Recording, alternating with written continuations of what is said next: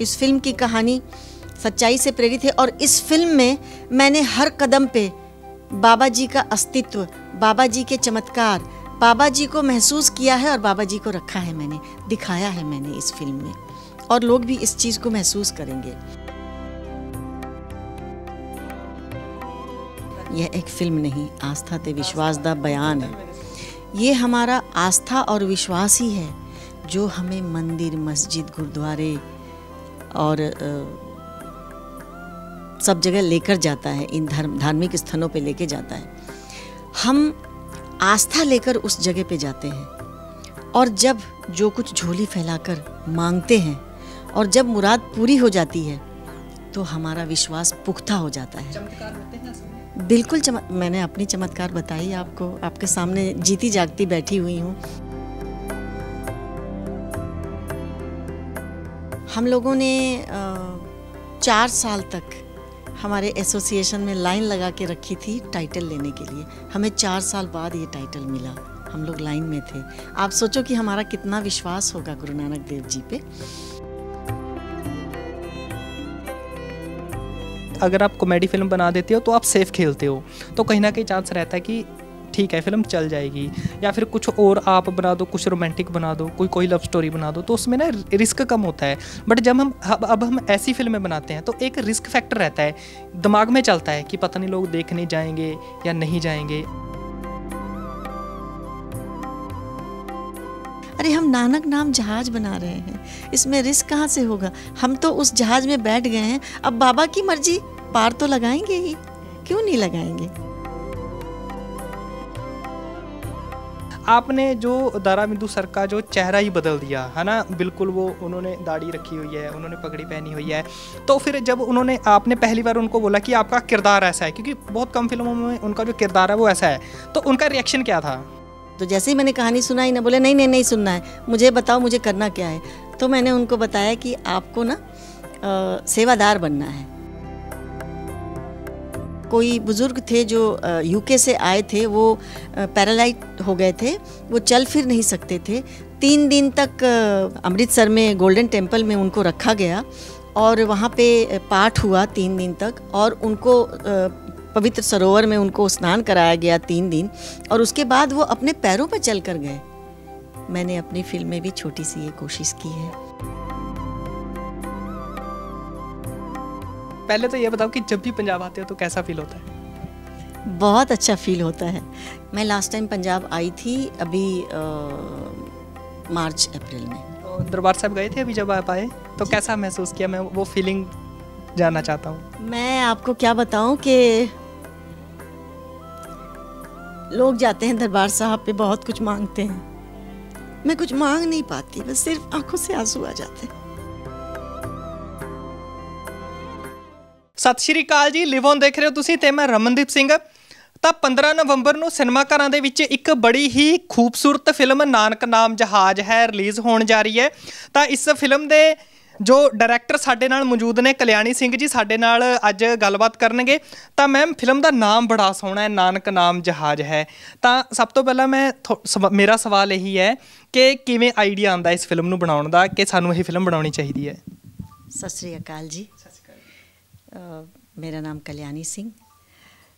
जो आपने सवाल किया ये बहुत ही अच्छा सवाल है, लेकिन इसके पहले मैं एक चीज़ कहूँगी कि नानक नाम जहाज है, यह एक फिल्म नहीं, आस्था ते विश्वास दा बयान है।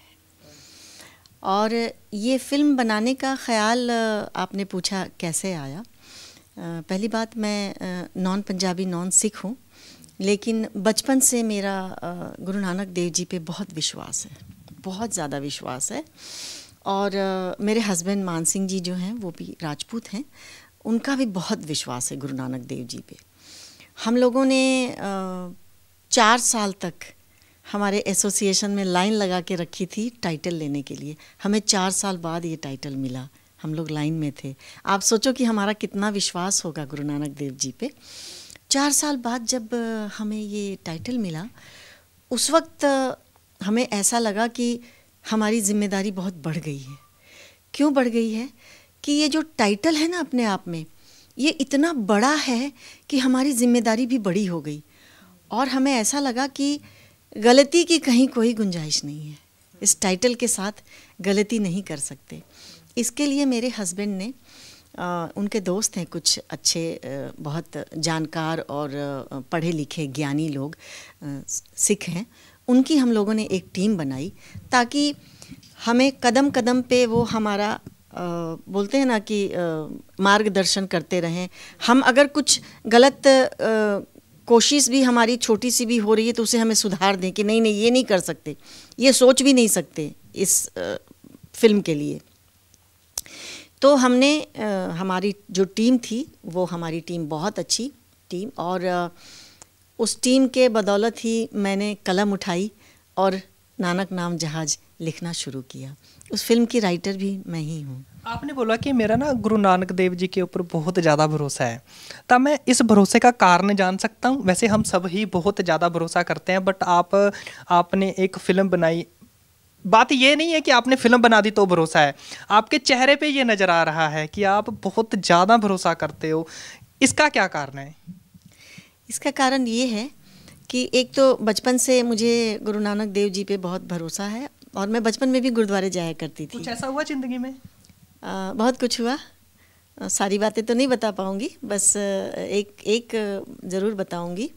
और मैं इतना ज़रूर कहूँगी कि इस फिल्म को जो भी देखने जाएंगे, सबसे रिक्वेस्ट है कि आप प्लीज़ परिवार के साथ यह फिल्म देखने जाएं।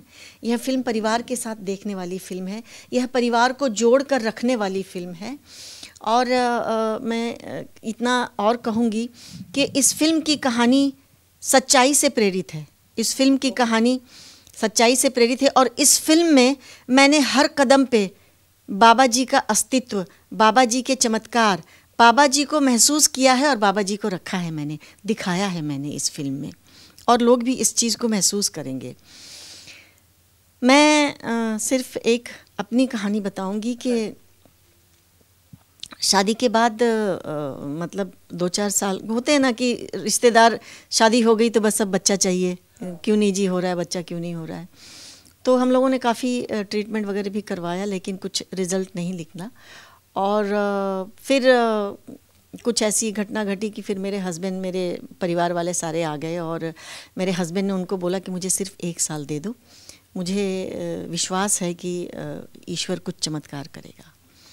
और वाकई बाबा जी का चमत्कार हुआ, और मैं बगैर किसी दवा के मैं प्रेग्नेंट हो गई जी।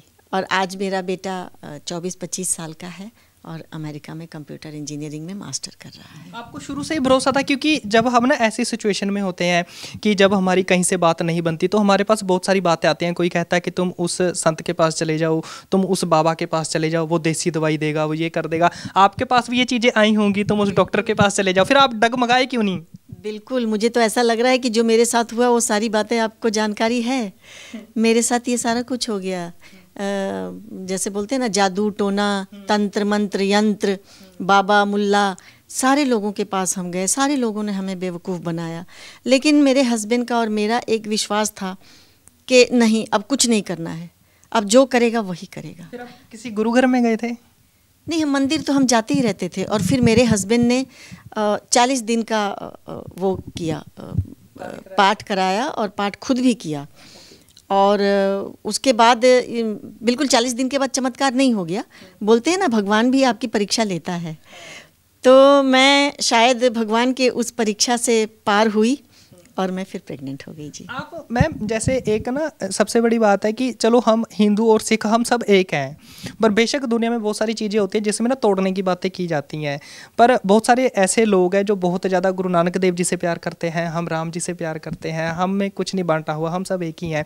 बट मैं ये जानना चाहता हूँ कि क्या आपके पहले परिवार में भी यही विश्वास था श्री गुरु नानक देव जी के ऊपर, या फिर आपका ही बना बाद में आके, या पीछे से ही आपको ये चीज़ मिली? देखिए, जब तक माँ बाप का साथ ना हो, माँ बाप आपको सपोर्ट ना करें, तो आप कैसे गुरुद्वारे मंदिर मस्जिद चले जाओगे? माँ बाप साथ में होते हैं ना बचपन से। अगर माँ और बाप हाथ पकड़ के लेके जाते हैं हमको मंदिर मस्जिद गुरुद्वारे में, तो माँ बाप का तो सपोर्ट था ही ना। माँ बाप ने ही तो दिखाया गुरुद्वारे तक का रास्ता। तो माँ बाप भी हमारे बहुत मानने वाले थे। जैसे एक ना ये जो इंडस्ट्री है, फिल्म इंडस्ट्री है, इसमें ना जैसे स्पेशली पंजाबी फिल्म इंडस्ट्री की बात कर रहे हैं, आपने एक पंजाबी फिल्म बनाई है, इसमें ना एक बहुत सारी चीज़ें चलती है कि अगर आप कॉमेडी फिल्म बना देते हो तो आप सेफ खेलते हो, तो कहीं ना कहीं चांस रहता है कि ठीक है फिल्म चल जाएगी। या फिर कुछ और आप बना दो, कुछ रोमांटिक बना दो, कोई लव स्टोरी बना दो, तो उसमें ना रिस्क कम होता है। बट जब हम ऐसी फिल्में बनाते हैं तो एक रिस्क फैक्टर रहता है, दिमाग में चलता है कि पता नहीं लोग देखने जाएंगे या नहीं जाएंगे। आपको भी बहुत सारे लोगों ने ये चीज़ें बोली होंगी और आपके दिमाग में भी चल रहा होगा, फिर भी आपने ये फिल्म बनाई, इसके पीछे का क्या कारण है? देखिए, बोलने वाले तो बहुत कुछ बोलते हैं। अगर आप लव स्टोरी बनाते हो तो उसके बारे में भी बोलते हैं, कॉमेडी बनाते हो उसके बारे में भी बोलते हैं। लेकिन जब मेरे हस्बैंड ने ये डिसाइड किया और मैंने डिसाइड किया कि हमें नानक नाम जहाज बनानी है, तो फिर हमें बनानी ही थी। हमने ये नहीं सोचा कि इसमें रिस्क फैक्टर क्या होगा। बाबा जी की पिक्चर बनाने में हम ये सोच ही नहीं सकते थे कि रिस्क फैक्टर होगा। अरे हम नानक नाम जहाज बना रहे हैं, इसमें रिस्क कहाँ से होगा? हम तो उस जहाज में बैठ गए हैं, अब बाबा की मर्जी, पार तो लगाएंगे ही, क्यों नहीं लगाएंगे। मैं ना आपकी प्रोफाइल देख रहा था, आपने मिथुन दा जी के साथ भी बहुत सारा काम किया। पहले तो आप बताओ, आपने अब तक कौन सी फिल्में प्रोड्यूस की हैं? देखिए, मैंने बहुत सारी फिल्में हिंदी की बनाई हैं, जिसमें गुनहगार, जुर्माना। कौन से एक्टर किए हैं? गुनहगार मिथुन चक्रवर्ती, पूजा भट्ट, अतुल अग्निहोत्री, जिसमें महेश भट्ट जी की कहानी थी। विक्रम भट्ट डायरेक्टर थे, मैं प्रोड्यूसर थी, मेरे हस्बैंड प्रोड्यूसर थे। उसके बाद आई जुर्माना, जो बहुत ही हिट फिल्म थी। मिथुन चक्रवर्ती, रंभा को मैंने चांस दिया हिंदी फिल्म में जी। उस फिल्म का गाना भी बहुत फेमस था, मिर्ची रे मिर्ची कमाल कर गई, धोती को फाड़ के रुमाल कर गई। फिर आई क्रांति क्षेत्र, कृष्णावतार, जिसमें सोमी अली और परेश रावल, शक्ति कपूर। उसके बाद आई क्रांति क्षेत्र, जिसमें प्रेम कैदी का जो लड़का सुपर डुपर हिट था वो हीरो था, पूजा भट्ट थी। उसके बाद मेरी फिल्म आई राजा भैया, गोविंदा जी के साथ। उसके बाद आई मेरी आशियाना सीरियल, जो अपने आप में बहुत बड़ा सीरियल था, डीडी नेशनल का, और उसे कहा जाता है ट्रेंड सेटर। उसकी मैं डायरेक्टर और राइटर दोनों थी। फिर हमारी आई गहरी चाल। फिर आई मेरी वाई आई किल्ड गांधी, जो अब तक की फिल्म इंडस्ट्री की सबसे बड़ी कंट्रोवर्शियल फिल्म रही अभी समय में भी जी। लास्ट ईयर ही ये आई थी, 2023 की ये फिल्म है। और इस फिल्म को क्रिटिकली बहुत अक्लेम किया गया, और लोगों को ये रियलाइज़ हुआ कि फैक्ट क्या है। गांधी जी के साथ जो महात्मा कहे जाते हैं हमारे देश के, उन्होंने हमारे आज़ादी दिलाई, ये बहुत बड़ी बात है हमारे लिए। लेकिन नाथूराम गोडसे के दिमाग में ये आया क्यों कि उसने बंदूक उठा ली और गोली चला दी। क्या हम इस चीज़ पे थोड़ी बात कर सकते हैं? जी। तो आप क्या समझते हो कि ऐसा क्या था? जैसे बहुत सारे लोग हैं ना, वो बोलते हैं कि नथुराम गोडसे सही था, कुछ लोग बोलते हैं कि गलत भी था, क्योंकि गांधी जी, उनकी आज़ादी में एक इन्वॉल्वमेंट थी, है ना। ऑब्वियस है कि आपने टॉपिक ही ऐसा उठाया कि कंट्रोवर्शियल बनना ही था, या कुछ लोग जो उस चीज़ का विरोध करते वो तो विरोध करते ही। फिर आपने क्या ऑब्जर्व करके ये फिल्म बनाई थी? आपको क्या लगता है कि नथुराम गोडसे क्यों सही था? देखिए, बचपन से हमने भी यही सुना है कि गांधी जी ने, बापू ने हमें आज़ादी दिलाई। ये बात सच है कि गांधी जी ने हमें आज़ादी दिलाई, इस बात में कोई दो राय नहीं है। यही सोच सोच कर, यही सुनकर, यही पढ़कर हम बड़े हुए। वो गाना भी मैं हमेशा बचपन से गाती रही, दे दी हमें आज़ादी बिना खड़ग बिना ढाल, साबरमती के संत तूने कर दिया कमाल।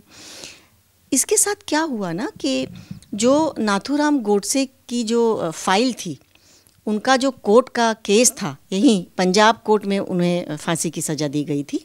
इस कोर्ट में जो उनकी सुनवाई हुई थी, उनका जो बयान था, वो सारा बयान ना पहले दबा कर रखा गया था। जब बीजेपी की गवर्नमेंट आई 2017 में, मोदी जी ने उसको पब्लिक डोमेन पे ला दिया। और मैं कहीं देख रही थी, पढ़ रही थी, मेरे हस्बैंड देखते रहते हैं यूट्यूब और चैनल्स देखते रहते हैं, तो इनको दिखाई दिया कि अरे वो नाथूराम गोडसे की फ़ाइल अभी अवेलेबल हो गई है। हम लोग आपस में चर्चा कर भी चुके थे, तो इन्होंने कहा कि वो फ़ाइल हम लोग RTI फाइल करके लेते हैं। और हमने दिल्ली में फ़ाइल किया और हमें फ़ीस जमा करके वो फ़ाइल मिल गई।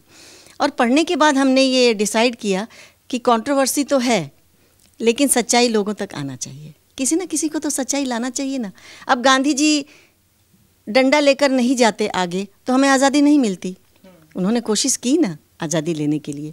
तो हमने ये सोचा कि ये जो सच्चाई है नाथूराम गोडसे की, ये हमारे पूरे भारतवासियों के सामने आनी चाहिए। मारा क्यों? इसके पीछे क्या कारण बना? मैं आपको बताती हूँ। नाथूराम गोडसे खुद गांधी जी के फॉलोअर थे। अच्छा। ये आपको पता होना चाहिए। हाँ। उनके लिए वो जेल भी गए थे। आज़ादी के लड़ाई के दौरान वो जेल भी गए थे। लेकिन जब पार्टीशन हुआ ना, पार्टीशन में जो उन्होंने सच्चाई देखी कि हिंदुओं के साथ क्या हुआ, वो देखने के बाद उनका दिल दहल गया और उनका कलेजा मुंह को आ गया। सारे लोग जो गांधी जी के सामने जाकर, मूसलाधार बारिश में, ठंड है, बच्चे बिलख रहे हैं, खाना नहीं है, जो जाकर वहाँ गुहार लगाया और उनकी एक न सुनी गई, वो चीज़ नाथूराम गोडसे को बर्दाश्त नहीं हुई। और कहते हैं ना कि एक फ्रैक्शन ऑफ टाइम में आदमी का माइंड चेंज होता है। ये वही फ्रैक्शन ऑफ टाइम था जहाँ नाथूराम गोडसे ने गन उठाई और गांधी जी पे चला दिया। उनको ऐसा क्यों लगा कि इसके जिम्मेवार गांधी जी हैं? और बिल्कुल ये तो सारी, अब सिर्फ उन्हीं को क्यों, हम सारे हिंदुस्तानी जानते हैं कि गांधी जी की अगुवाई में हमारा हिंदुस्तान पाकिस्तान बटा। अदरवाइज़ तो हम सब एक ही थे ना। बताओ, आज भी हमारा पहनावा, हमारा खाना, हमारे लोग, हम सब लोग तो एक ही हैं।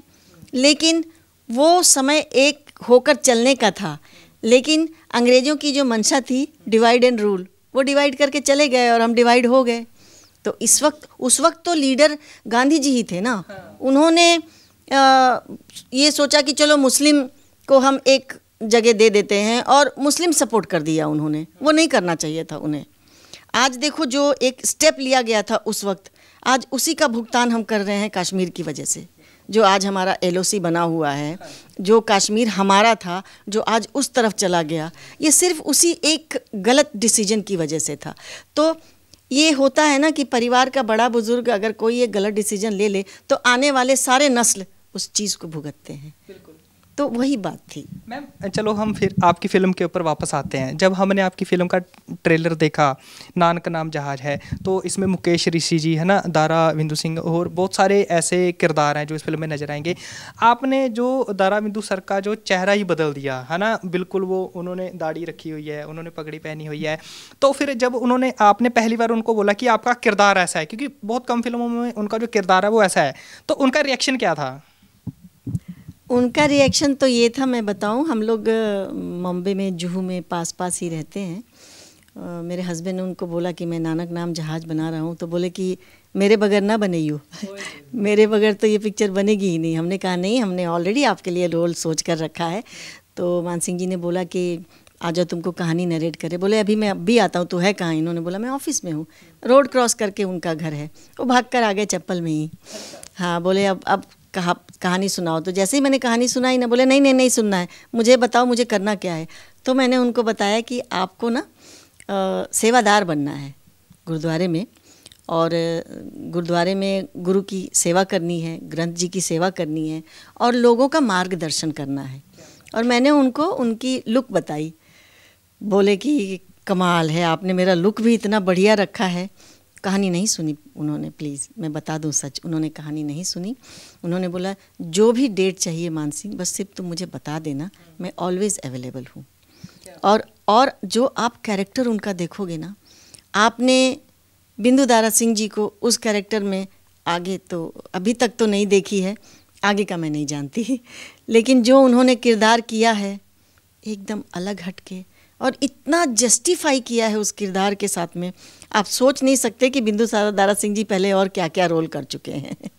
जी, अपने कैरेक्टर के साथ उन्होंने बहुत जस्टिफिकेशन किया है। जो एक डायरेक्टर होता है फिल्म का, जैसे आप डायरेक्टर हो तो बहुत सारे चैलेंजेस होते हैं, जैसे राइटर भी हो, आप तो माँ और पिता दोनों हो। हम लोग कह देते हैं कि जो राइटर होता है वो माँ होती है और पिता डायरेक्टर होता है, आप तो दोनों एक ही हो। तो क्या क्या चैलेंजेस थे इन सब के बीच जब आप फिल्म को, स्टोरी को लिख रहे थे, फिर उसके बाद डायरेक्ट भी करना है। फिर जैसे हम जब कोई धार्मिक फिल्म बनाते हैं तो एक टेंशन रहती है दिमाग के ऊपर कि कहीं कहीं पे कोई गलती ना हो जाए, कहीं पे किसी की भावना को ठेस ना ना पहुंच जाए? क्या आपने इन सब चीज़ों का ख्याल रखा और क्या चल रहा था उस वक्त दिमाग में? ये मैंने पहले ही आपको बताया कि जब मैंने कलम उठाई तो मेरे दिमाग में बहुत सारी चीज़ें चल रही थी कि कहीं कुछ गलती मुझसे ना हो जाए, और मैं बहुत प्रेशर में थी। लेकिन जो हमारी टीम, जो मेरे हस्बैंड ने टीम बनाई थी, उन्होंने मेरा बहुत हेल्प किया, और मैंने एक एक कदम फूंक फूंक कर रखा। और जो आज फिल्म जो हमारी बनी है ना, मैं तो इतना कह सकती हूँ कि अब तक किसी ने उंगली नहीं उठाई है। जिन जिन लोगों ने पिक्चर देखी है, सब ने इस फिल्म को सराहा है और मेरी पीठ थपथपाई है कि आपने हिम्मत की इतनी अच्छी फिल्म आज के दौर में बनाकर लोगों तक दिखाने के लिए। मैंने कहा नहीं, आज परिवार को जोड़ने वाली फिल्म की बहुत ज़रूरत है। मैम, आप बॉलीवुड से उठ के आपके पास ऑप्शंस और भी बहुत होंगी, फिर आपने एक पंजाबी फिल्म बनाई। पहले तो ये बताओ कि जब भी पंजाब आते हो तो कैसा फील होता है? बहुत अच्छा फील होता है, क्योंकि मैं आपको बताऊं, नानक नाम जहाज की वजह से मैंने पंजाबी सीख ली जी। और मुझे पंजाबी में खाना बहुत पसंद है, पंजाब का। मुझे पंजाब खुद बहुत पसंद है, और यहाँ के लोग मुझे बहुत पसंद हैं। यहाँ की हॉस्पिटैलिटी जो लोगों के दिल में है ना, वो अमेजिंग है। चाहे आप पंजाब आ जाओ या किसी पंजाबी को अमेरिका में मिल लो या कनाडा में मिल लो या यूके में मिल लो, हॉस्पिटैलिटी वही रहती है। वो बताती है कि इस मिट्टी की खुशबू उनके रग रग में बसी हुई है। बस इतना ही कहूँगी पंजाब के बारे में। पंजाब मेरे दिल में बसता है। Thank you ma'am. मैम, जैसे मैं एक बात कर रहा था, ये ना एक विश्वास के ऊपर है, एक विश्वास की फिल्म है। आप क्या चीज़ नोटिस करते हो कि जैसे हम लोग ना आज के टाइम में तर्क करते हैं, जैसे हम ना भगवान के ऊपर भी सवाल करते हैं कि ये क्यों, वो क्यों। आपको क्या लगता है कि सवाल करना सही है, या लोगों के अंदर से जो विश्वास है वो क्यों कम होता जा रहा है? देखिए, जैसा कि मैंने शुरू में ही कहा कि नानक नाम जहाज है, यह एक फिल्म नहीं, आस्था ते विश्वास दा बयान है।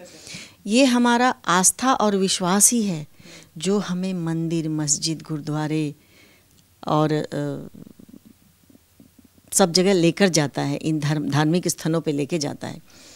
हम आस्था लेकर उस जगह पे जाते हैं, और जब जो कुछ झोली फैलाकर मांगते हैं और जब मुराद पूरी हो जाती है तो हमारा विश्वास पुख्ता हो जाता है। चमत्कार होते हैं असल में? बिल्कुल मैंने अपनी चमत्कार बताई आपको, आपके सामने जीती जागती बैठी हुई हूँ। मेरा बेटा जीता जागता अमेरिका में पढ़ रहा है। इससे बड़ा बाबा जी का चमत्कार और क्या हो सकता है?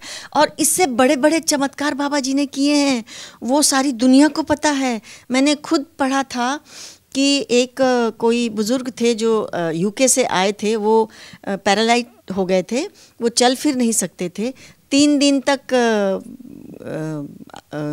अमृतसर में गोल्डन टेम्पल में उनको रखा गया, और वहाँ पे पाठ हुआ 3 दिन तक, और उनको पवित्र सरोवर में उनको स्नान कराया गया 3 दिन, और उसके बाद वो अपने पैरों पर चल कर गए। मैंने अपनी फिल्म में भी छोटी सी ये कोशिश की है।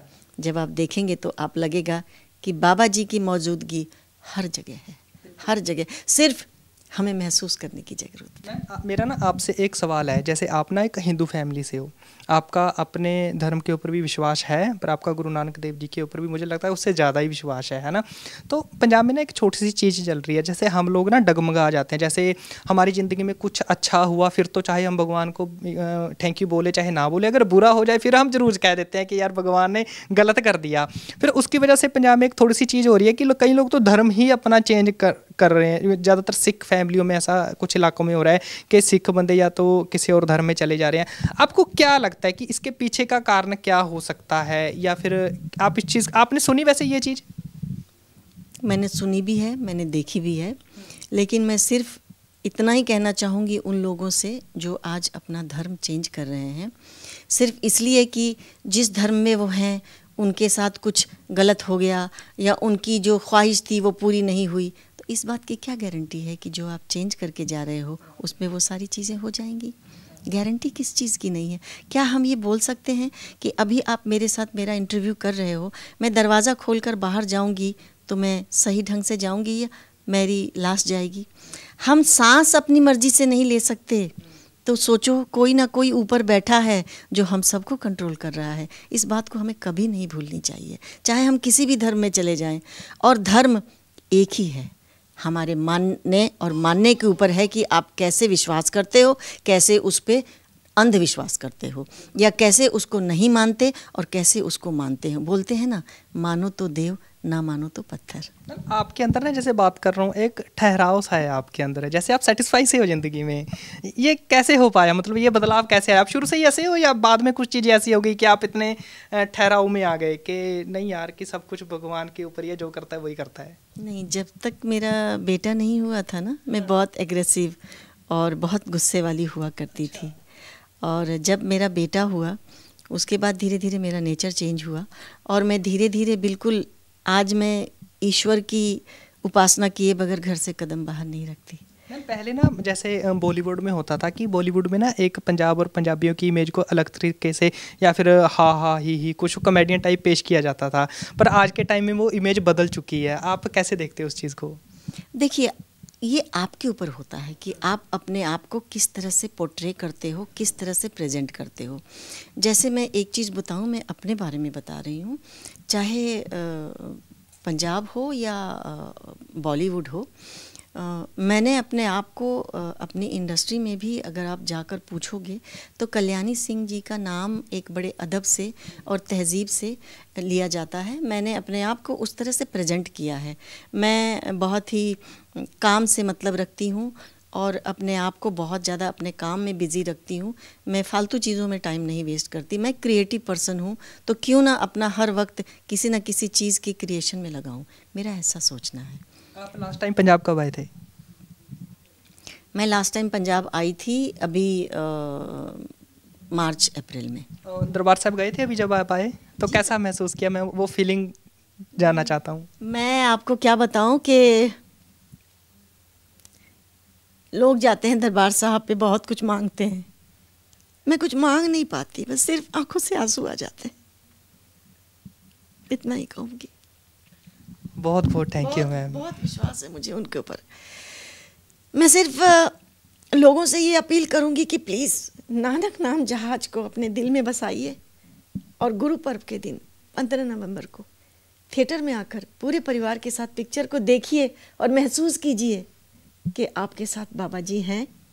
आपके जीवन में जो चल रहा है, जो घट रहा है, वो किसी न किसी ऊपर वाले की मर्जी से ही हो रहा है, वरना हमारे हाथ में क्या है? कुछ भी नहीं। धन्यवाद। ਸ਼ੁਕਰੀਆ ਮੈਮ, ਆਪਨੇ ਆਪਣਾ ਕੀਮਤੀ ਸਮੇਂ ਹਮੇ ਦਿਆ। ਤਾਂ 15 ਨਵੰਬਰ ਨੂੰ ਸਿਨੇਮਾ ਘਰਾਂ ਦੇ ਵਿੱਚ ਫਿਲਮ ਰਿਲੀਜ਼ ਹੋਣ ਜਾ ਰਹੀ ਹੈ। ਤਾਂ ਗੁਰੂ ਨਾਨਕ ਦੇਵ ਜੀ ਦਾ ਪ੍ਰਕਾਸ਼ ਪੁਰਬ ਹੈ ਤੇ ਗੁਰੂ ਨਾਨਕ ਦੇਵ ਜੀ ਦੀ ਹੀ ਫਿਲਮ ਹੈ ਨਾਨਕ ਨਾਮ ਜਹਾਜ਼ ਹੈ ਜੋ ਚੜ੍ਹੇ ਸੋਤਰੇ ਪਾਰ, ਹੈ ਨਾ।